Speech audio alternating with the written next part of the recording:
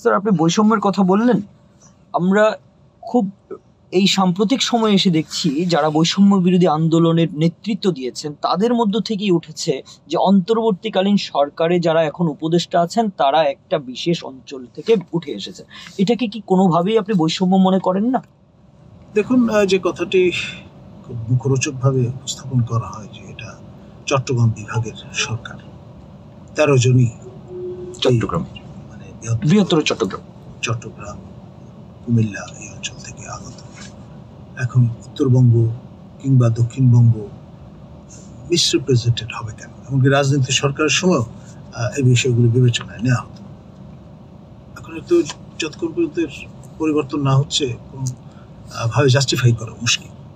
মুখপত্র তিনি বলেছেন যে মাত্র 4 জনের এনজিও সংশ্লিষ্টতা আছে, কিন্তু পপুলার পারসেপশন হচ্ছে এটা এনজিওদের সরকার। পারসেপশন তো এমন একটা জিনিস, সেটা তো একদিনে তৈরি হয়নি, নানান কারণে নানানভাবে সেটা হয়েছে। আর সোশ্যাল মিডিয়াম সিলেক্ট করা হয়েছে বলে আমার ধারণা, এবং সেই কারণে সোশ্যাল মিডিয়াম সবচেয়ে বেশি গুরুত্বপূর্ণ ভূমিকা পালন করেছে হাসিনা সরকার উৎখাতের ক্ষেত্রে। কিন্তু নিজেরা দায়িত্ব নেওয়ার পর থেকে এই বিষয়টাকে অতটা আমলে নেওয়া হয়েছে বলে আমার মনে হয় না। সেই জন্যে আমি মনে করি যে যারা এই দায়িত্বগুলো পালন করছেন তাদের অবশ্যই মনে রাখতে হবে যে তারা দায়িত্ব পালন করছেন at the end of the month তাদের পেচেক আসে জনগণের করের টাকায়।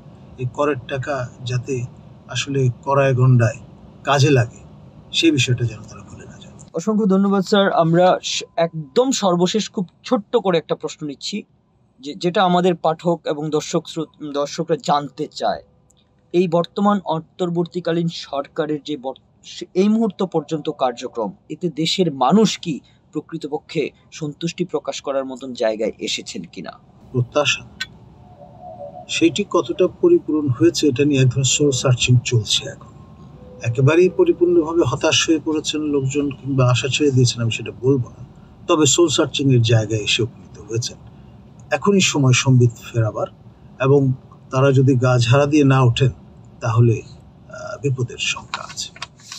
তার মানে আপনি বলছেন যে বিপদের একটা শঙ্কা আছে, যে এই অন্তর্বর্তীকালীন সরকারে যারা এখন দায়িত্ব পালন করছেন তারা যদি দায়িত্ব পালনে পরিপূর্ণভাবে ব্যর্থ হন তাহলে বিপদের শঙ্কা আছে।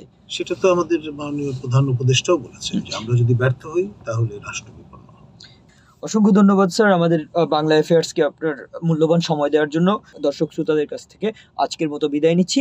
আমরা আবারও নতুন কোনো অতিথির সঙ্গে আপনাদের সঙ্গে পরিচয় করিয়ে দেব এবং সমসাময়িক ভাবনা নিয়ে আলোচনায় অবতীর্ণ হব। সকলকে ধন্যবাদ, সবাই ভালো থাকবেন। ধন্যবাদ স্যার।